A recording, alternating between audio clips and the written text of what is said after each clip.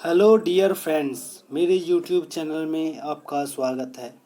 Last video में DC generator का मैंने कंपाउंड जनित्र की किस्में तक पढ़ा दिया था, जिसमें मैंने पढ़ाया था डिफरेंशियल कंपाउंड जनित्र और कम्युलेटिव कंपाउंड जनित्र। आज मैं पढ़ाऊँगा डीसी जनरेटर में क्षतियाँ, लॉसेस इन डीसी जनरेटर। देखो फ्रेंड्स, ये मुख्यतः 3 प्रकार की होती हैं। एक ताम्र क्षति, सेकंड लौह क्षति और तीसरी होती है यांत्रिक क्षति होती है। ताम्र क्षति यानी कॉपर लॉस, यह वैद्युत शक्ति की वह क्षति है जो आर्मेचर तथा फील्ड वाइंडिंग के प्रतिरोध एवं ब्रश के संपर्क प्रतिरोध के कारण पैदा होती है। दूसरा होता है लौह क्षति यानी कि iron loss. Iron loss armature तथा फील्ड की क्रोडों में होने वाली वैद्युतिक शक्ति की क्षति लौह क्षति कहलाती है। यह 2 प्रकार की होती है। एक हिस्टोरेसिस क्षति, हेरेस्टेसिस क्षति लौह आदि चुंबकीय पदार्थ के बार बार चुंबकित तथा विचुंबकित होने में हुई वैद्युत शक्ति की क्षति हिस्टेरिसिस क्षति कहलाती है। नेक्स्ट है एडी करंट क्षति यानी कि एडी करंट लॉस। इसमें फैराडे के विद्युत चुंबकीय प्रेरण के सिद्धांत के अनुसार चुंबकीय क्षेत्र में गतिमान प्रत्येक चालक में विद्युत वाहक बल पैदा हो जाता है और इसके अनुरूप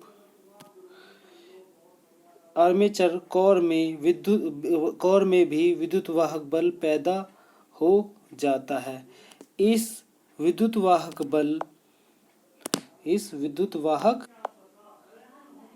के कारण कोर में प्रवाहित विद्युत धारा अनावश्यक रूप से वैद्युतिक शक्ति की खपत करती है, जिसे एडी करंट क्षति कहते हैं। आर्मेचर कोर को लैमिनेटेड करने से एडी धारा क्षति का मान कम होता है। नेक्स्ट होता है यांत्रिक क्षति। ठीक है, यांत्रिक क्षति में इसको मैकेनिकल लॉस भी हम कहते हैं। इसमें आर्मेचर के वायु के घर्षण से, बेरिंग के घर्षण से तथा ब्रशों के कम्यूटेटर के घर्षण से होने वाली क्षति यांत्रिक क्षति कहलाती है। डीसी जनरेटर की सारी क्षतियों को सुविधापूर्वक निम्न प्रकार से दर्शाया जाता है। स्ट्रेट क्षति, लौह क्षति और यांत्रिक क्षति मिलकर स्ट्रेट क्षति होती है। नियत क्षति क्या होती है यानी कांस्टेंट लॉस क्या होता है। लौह क्षति और यांत्रिक क्षति और शंट फील्ड क्षति मिलकर नियत क्षति होती है।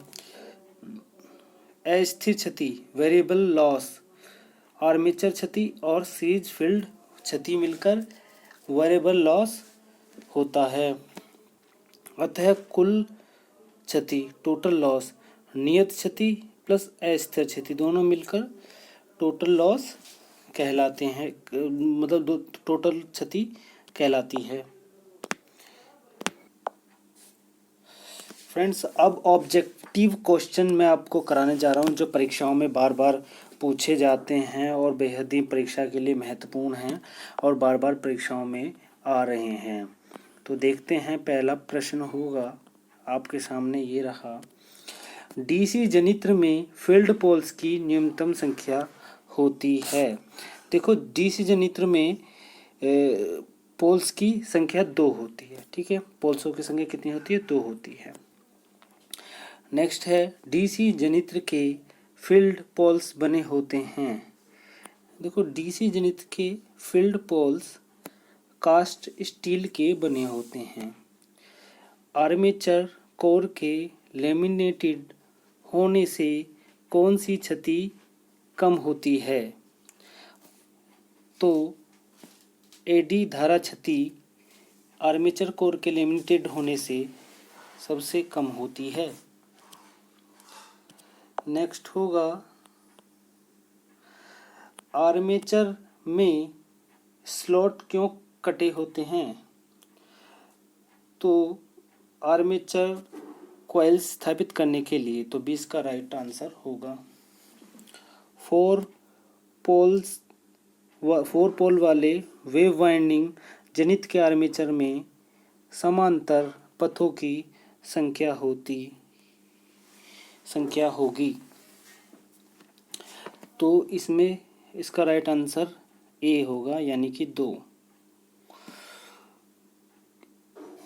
वेव वाइंडिंग में, क्योंकि वेव वाइंडिंग में मैंने आपको बताया है ए बराबर 2 होता है। ए बराबर 2 होता है, तो अगर हम पोल्स की वेव वाइंडिंग ज्ञात करेंगे तो P अपॉन ए होगा। तो P यहाँ पर 4 दिया गया है और ए है 2, 2 दूनी 4 होगा। तो इसीलिए इसका राइट आंसर ए होगा। डीसी जनित्र में करंट किसके द्वारा बाहरी परिपथ में भेजा जाता है? ए ब्रश के द्वारा भेजा जाता है। डीसी जनित्र के घूर्णन की दिशा परिवर्तित करने से करंट प्रवाह के दिशा डैश डैश हो जाएगी, तो परिवर्तित हो जाएगी। तो 20 का राइट आंसर है। डायनामो में कौन सी उत्तेजन प्रणाली होती है? डायनामो में स्थायी चुंबक उत्तेजना प्रणाली होती है। नेक्स्ट होगा इलेक्ट्रोप्लेटिंग में कौन सा जनित्र प्रयुक्त होता है? डीसी शंट जनित्र। जब डीसी जनित्र के फील्ड वाइंडिंग को 2 भागों में विभक्त कर एक एक भाग को श्रेणी तथा समांतर क्रम में जोड़ा जाता है तो वह जनित्र कहलाता है। डीसी कंपाउंड जनित्र कहलाता है। नेक्स्ट होगा डीसी कंपाउंड जनित्र में विद्युत वाहक बल स्थिर रहता है।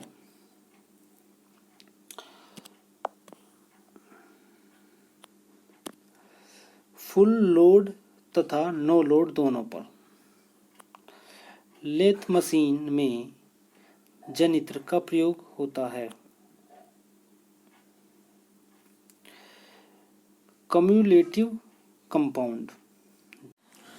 नेक्स्ट होगा चुंबकीय पदार्थ के बार बार चुंबकित तथा विचुंबकित होने में हुई वैद्युतिक क्षति कहलाती है। देखो, चुंबकीय तथा विचुंबकीय होने में जो वैद्युतिक क्षति होती है वो हिस्टेरिसिस क्षति कहलाती है, मैंने आपको बताया था। नेक्स्ट होगा लोह क्षति, यांत्रिक क्षति एवं शंट फील्ड क्षति के मिश्रण को कहते हैं नियत क्षति। फ्लेमिंग के दाएं हाथ के नियम के अनुसार प्रति प्रेरित विद्युत वाहक बल की दिशा इंगित करती है मध्यमा। नेक्स्ट होगा निम्न में से कौन सी विधि द्वारा डीसी जनरेटर में विद्युत वाहक बल प्रेरित होता है? गतिज के द्वारा। निम्न में से किस सिद्धांत पर डीसी जनरेटर कार्य करता है? फैराडे का विद्युत चुंबकीय प्रेरण नियम। निम्न में से कौन सी डीसी जनित्र की मौलिक आवश्यकताएं हैं?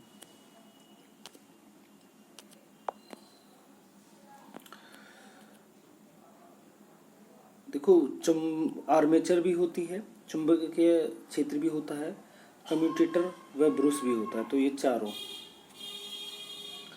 ऊर्जा रूपांतरण का कौन सी कार्य डीसी जनित्र द्वारा किया जाता है? यांत्रिक ऊर्जा को विद्युत ऊर्जा में परिवर्तित किया जाता है। किसी नियम द्वारा कुंडली में धारा की दिशा ज्ञात की जाती है? फ्लेमिंग के दाएं हाथ नियम द्वारा। ढलवा लोहे के प्रयोग से जनरेटर का योक बनाया जाता है क्योंकि यह मशीन को यांत्रिक सुरक्षा देता है, यह सस्ता होता है, यह चुंबकीय पथ पूर्ण करता है। सही है, ये चारों सही हैं। सामान्य आर्मेचर प्रतिरोध का मान होता है। सामान्य आर्मेचर के प्रतिरोध का मान 1 ओम होता है। कौन सा चालक पदार्थ कम्यूटेटर सेगमेंट के मध्य प्रयोग किया जाता है? अब्रक होता है दोस्तों, जो प्रयोग किया जाता है। तो इसका राइट आंसर होगा सी, अब्रक। डीसी जनित्र के कम्यूटेटर का कार्य होता है एक दिशीय धारा देने में सहायता करता है। बी, प्राप्त धारा कैसी होगी अगर डीसी जनित्र के आर्मेचर को स्लिप रिंग से जोड़ा जाए? Alternating current. नेक्स्ट होगा, किस गुण के कारण ब्रश के लिए कार्बन प्रयुक्त होता है? डी, उपरोक्त तीनों गुण होते हैं। धारा घनत्व का कौन सा मान कार्बन ब्रशों के लिए प्रायोगिक है? 5 एम्पीयर प्रति स्क्वायर मीटर। कौन से ब्रश का प्रयोग बड़ी क्षमता वाले जनरेटरों के लिए होता है? तांबे एवं कार्बन का मिश्रण। नेक्स्ट होगा, निम्न में से कौन सा समीकरण डीसी जनित्र के लिए प्रयोग होता है? E = 5Zn/P/60A यह यूज होता है। 8 पोल वाले सिंप्लेक्स लैप वाउंड जनरेटर में समानांतर पथों की संख्या होगी। देखो, इसमें 8 होगी क्योंकि लेप वाइंडिंग में ए बराबर पी होता है। तो ए इसमें दिया गया है 8, तो पी बराबर ए होता है। क्या होता है? पी बराबर ए होता है। इसमें पी कितना दिया हुआ है? तो पी बराबर दिया गया है 8, यानी पोल वाले सिंप्लेक्स लेप वाइंडिंग जनरेटर में पोल कितने दिए हैं? 8। तो इसी वजह से ए बराबर भी 8 हो जाएगा। तो इसका राइट आंसर बी होगा, 8। नेक्स्ट होगा, निम्न किन तथ्यों पर जनरेटर का विद्युत वाहक बल निर्भर करता है? तो इसका राइट आंसर होगा ध्रुवों की संख्या, गति, चालकों की संख्या, उपयुक्त तीनों। तो राइट आंसर इसका उपयुक्त तीनों होगा। लेप वाइंडिंग की तुलना में वेव वाइंडिंग में जनित विद्युत वाहक बल क्या होगा यदि मशीन के ध्रुवों की संख्या समान हो? तो अधिक होगी। जनित्र का विद्युतवाहक बल नियंत्रित करने के लिए किसे परिवर्तित कर सकते हैं? तो गति व फ्लक्स दोनों को परिवर्तित कर सकते हैं।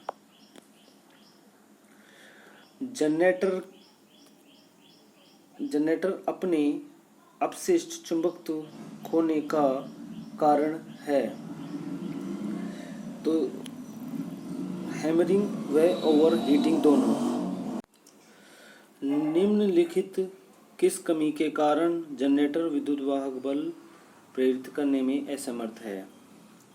तो इसका आंसर होगा उपयुक्त तीनों में से कोई भी एक, यानी कि घूर्णन की दिशा गलत हो तब भी हो जाएगा, इसमें अवशिष्ट चुंबकत्व की क्षति हो गई हो ये भी हो जाएगा, क्षेत्र प्रतिरोध क्रिटिकल प्रतिरोध से अधिक होगा ये भी हो जाएगा। इनमें से कोई भी एक होगा तो जनरेटर विद्युतवाहक बल जनित करने में असमर्थ हो जाएगा। प्राइम मूवर के आधार पर डीसी जनित्र के प्रकार हैं। प्राइम मूवर के आधार पर हाइड्रो टर्बाइन चलित, गैस टर्बाइन चलित, डीजल इंजनिंग चलित, उपयुक्त तीनों इसका राइट आंसर है। डीसी जनित्र के कौन से प्रकार हैं अगर उत्तेजना प्रणाली को ध्यान में रखा जाए? पृथक उत्तेजित जनित्र, स्व उत्तेजित जनित्र, यानी दोनों, इसका राइट आंसर सी होगा। निम्नलिखित किस कारण से किसी डीसी स्व उत्तेजित जनरेटर का अपशिष्ट चुंबकत्व समाप्त हो सकता है? हीटिंग से, हाँ, ओवरलोडिंग से, जनरेटर को लंबे समय तक निष्प्रयोजनीय अवस्था में रखना, उपयुक्त तीनों इसका राइट आंसर होगा। ये जनरेटर बिना अवशिष्ट चुंबकत्व के भी वोल्टा जनित कर सकते हैं। पृथक उत्तेजित जनरेटर के द्वारा क्षेत्र वाइंडिंग किसके द्वारा उत्तेजित होगी यदि जनित्र पृथक उत्तेजित जनित्र हो? प्रत्यक्ष डीसी धारा के बाह्य स्रोत द्वारा।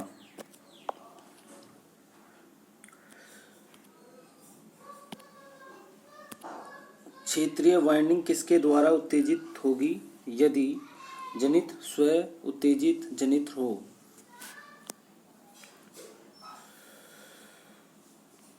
इसकी अपनी धारा द्वारा। स्व उत्तेजित जनित्र क्या के प्रकार हैं? संट जनित्र, श्रेणी जनित्र, मिश्र जनरेटर। देखो संट जनरेटर, श्रेणी जनरेटर, मिश्र जनरेटर तीनों हैं उपयुक्त सभी। सही कथन चुनें।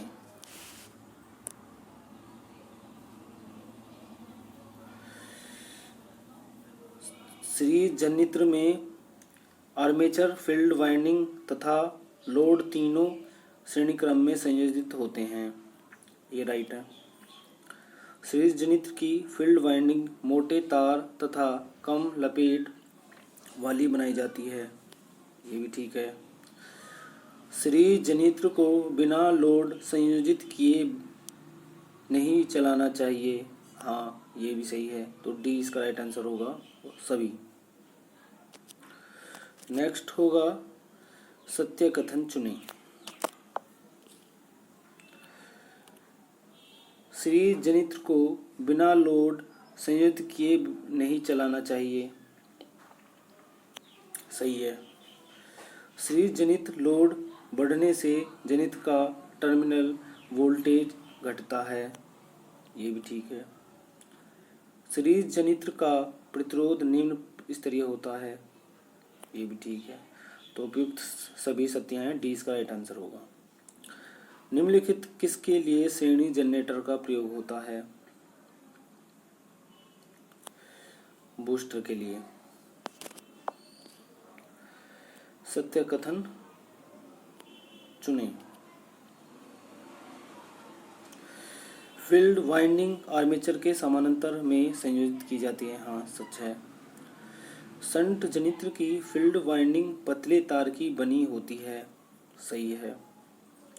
शंट जनित्र को लोड से संयोजित करके चालू नहीं करना चाहिए। ठीक है, तो उपयुक्त सभी डी इसका राइट आंसर होगा। निम्नलिखित किस सूत्र के द्वारा डीसी जनित्र के आर्मेचर धारा ज्ञात होती है? C A equal to I A equal to I L plus I S H. तो ये इसका सी इसका राइट आंसर है। ठीक है। स्पार्किंग रहित कम्यूटेशन प्राप्त करने के लिए कार्बन ब्रश प्रयोग करने चाहिए। हाँ, सही है। इंटरपोल्स प्रयोग करने चाहिए। हाँ। कंपेंसेटिंग वाइंडिंग प्रयोग करनी चाहिए। हाँ, तो डी इसका राइट होगा या आंसर होगा। उपयुक्त तीनों विधियां प्रयोग की जानी चाहिए। जनित्र स्थिर वोल्टेज बैटरी चार्जिंग के लिए उपयुक्त है। तो बी शंट जनित्र स्थिर वोल्टेज बैटरी चार्जिंग के लिए उपयुक्त है।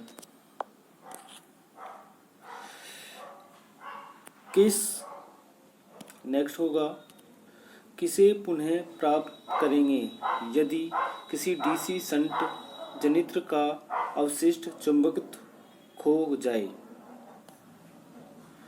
तो बी शंट फील्ड को कुछ मिनट के लिए बैटरी से संयोजित कर देना चाहिए। नेक्स्ट होगा, कंपाउंड जनित्र के संबंध में निम्न में से कौन सा सत्य है?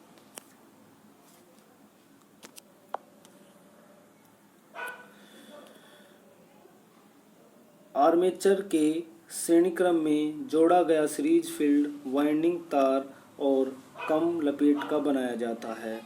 सही है। इस जनित्र में फील्ड वाइंडिंग दो भागों में विभक्त होती है। हाँ, ये भी सही है। आर्मेचर के समानांतर क्रम में जोड़ा गया शंट फील्ड वाइंडिंग पतले तार और अधिक लपेट का बनाया जाता है। तो ये भी ठीक है। तो डी इसका राइट आंसर होगा, उपयुक्त सभी। नेक्स्ट होगा, सही कथन इंगित करें। डिफरेंशियल कंपाउंड जनित्र एवं शंट फील्ड के फ्लक्स एक दूसरे के विपरीत कार्य करते हैं।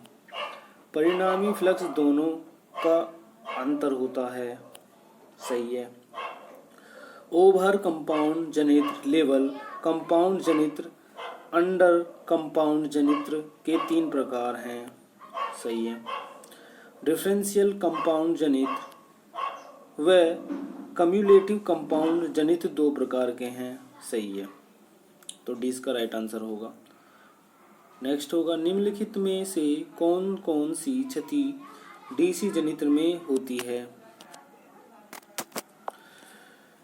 तो डीसी जनित्र में जो क्षति होती है वो ताम्र क्षति भी होती है, लोह क्षति भी होती है, यांत्रिक क्षति भी होती है। उपरोक्त तीनों होंगी, उपरोक्त सभी होगा।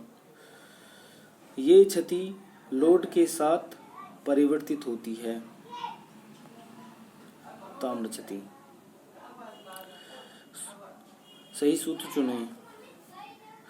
यांत्रिक दक्षता उत्पन्न वैद्युतिक शक्ति बटे इनपुट यांत्रिक शक्ति इंटू 100 राइट आंसर है। नेक्स्ट होगा, डीसी जनरेटर की दक्षता होती है 85% से 95% तक होती है। निम्न में से किसके द्वारा जनरेटर की विद्युत दक्षता ज्ञात की जाती है। मैंने आपको बताया था आउटपुट वैद्युतिक शक्ति बटे उत्पन्न यांत्रिक शक्ति इंटू 100 के द्वारा, तो ए राइट आंसर है। नेक्स्ट होगा, निम्नलिखित किस कारण से जनरेटरों को समांतर में चलाया जाता है? सिलाई सप्लाई की स्थिरता रखता है। हाँ, जब और जैसे आवश्यक हो अतिरिक्त इकाई लगाने की सुविधा देता है। सच है। मरम्मत की सुविधा देता है, फलस्वरूप कम ब्रेक डाउन होते हैं। ये भी ठीक है, तो इसके चारों आंसर राइट होंगे। किस अवस्था पर दोनों जनरेटरों समांतर में चलाया जाता है? दोनों जनरेटरों की वोल्टेज समान होनी चाहिए, धन से जुड़ा होना चाहिए और ऋण से जनरेटरों की क्षमता समान होनी चाहिए। डी, इनमें से सभी, ये सारे ही सही हैं। क्या होगा जब समानांतर में चल रहे दो जनरेटरों में से एक जनरेटर हटा लिया जाए? पहले की उत्तेजना धीरे धीरे कम होगी और दूसरे की धीरे धीरे बढ़ेगी। डायनेमो का सिद्धांत है Faraday law of electromagnetic induction. ये इसका राइट आंसर है। फ्लेमिंग के वाम हस्त नियम प्रयोज्य है मोटर पर। यदि एक दिष्ट धारा जनित्र की चाल को बढ़ाया जाए तो जनित्र विद्युत वाहक बल बढ़ता है। स्थिर चाल पर चलने वाले श्रेणी विशिष्टित जनरेटर में भार धारा में वृद्धि के साथ टर्मिनल वोल्टेज बढ़ती है।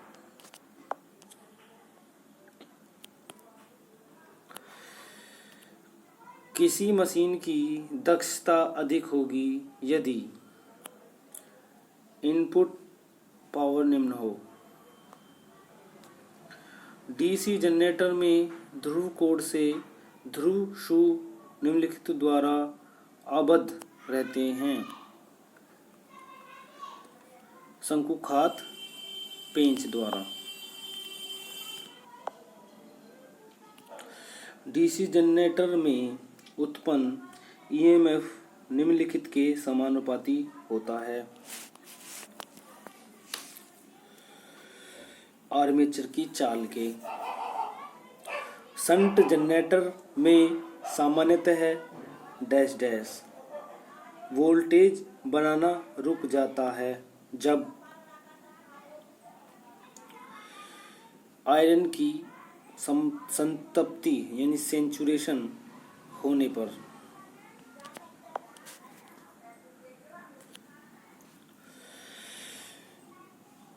स्थिर जनित्र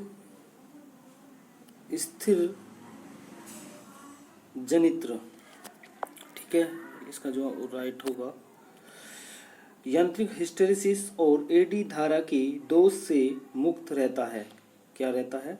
स्थिर विद्युत यंत्र हिस्टैरिसीस और एडी धारा के दोष से मुक्त रहता है।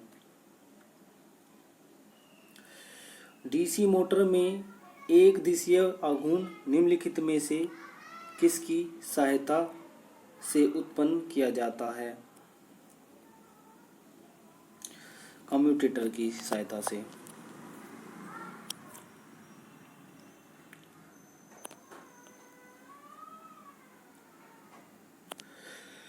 मशीन की दक्षता में वृद्धि की जा सकती है हानियां घटाकर। एआरसी वेल्डिंग में प्रयोग होने वाला जनरेटर है cumulative compound generator ERC welding उपयोग होता है।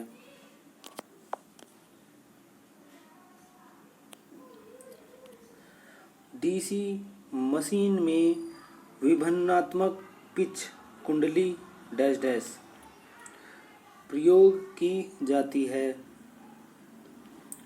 ताम्र हानि को कम करने के लिए। एक विलंगित उत्तेजित सेपरेटली एक्साइटेड जनरेटर में क्षेत्र वाइंडिंग को बाह्य डीसी स्रोत से उत्तेजित किया जाता है।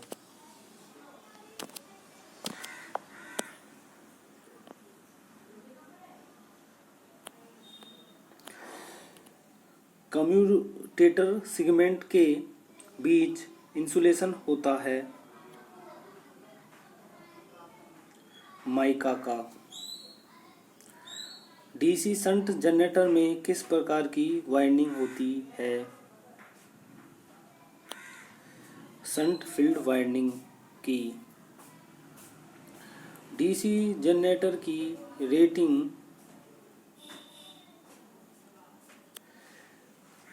kW में होती है।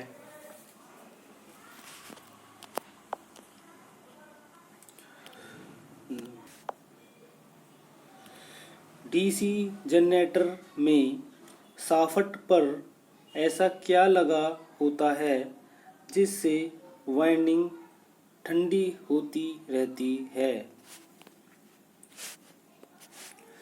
Laminated core. डायनमो का सिद्धांत है Faraday laws of electromagnetic induction.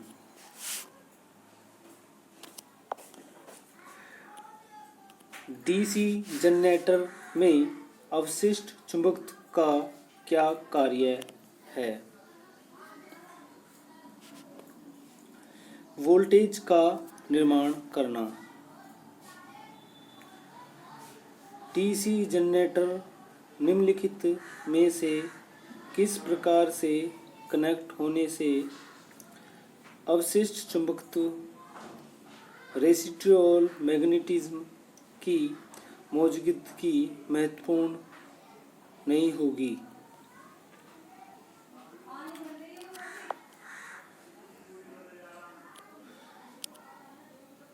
Separately excited generator के द्वारा। रोटर शाफ्ट को सपोर्ट देने के लिए जिस वायरिंग का प्रयोग किया जाता है वह सामान्यतः है बॉल वायरिंग।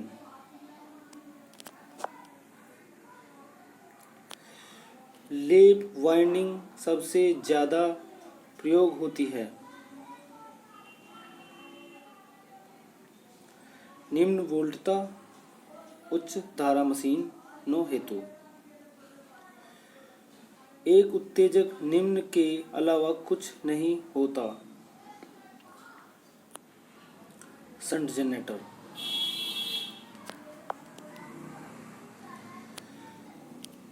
डीसी जनरेटरों में भारी मात्रा में विद्युत धारा उत्पन्न करने हेतु किस प्रकार की वाइंडिंग वक्र को वरीयता दी जाती है?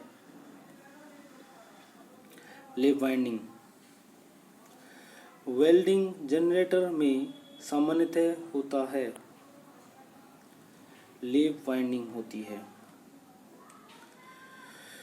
एक 4 पोल दिश धारा जनित्र 1500 आरपीएम पर चलता है तो आर्मेचर में धारा की आवृत्ति है। देखो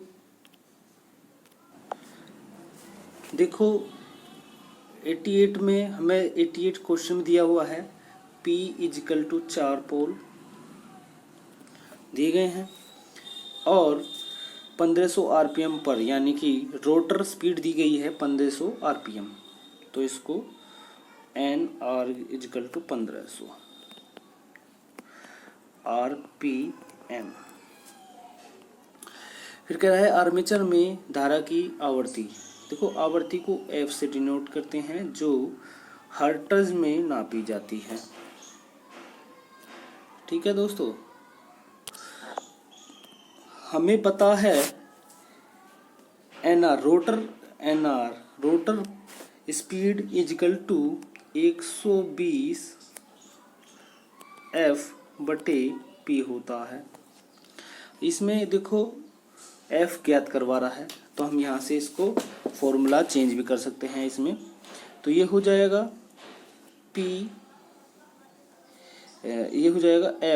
F, ये इसको काट देते हैं, F is equal to NR into P upon 120 हो जाएगा। ठीक है, तो अब इसमें हम फॉर्मूले में रख देंगे, तो F इजिकल टू हो जाएगा 4 इंटू 1500 बटे 120। 0 से 0 कैंसिल हो जाएगा, 4 तिया 12 हो जाएगा और 3 पंजे 15 और 0 यहाँ आ गई तो 50 आ गया। तो F इजिकल टू 50 है यहाँ पर 50 हर्ट्ज हो जाएगा। ठीक है, तो C इसका राइट आंसर होगा।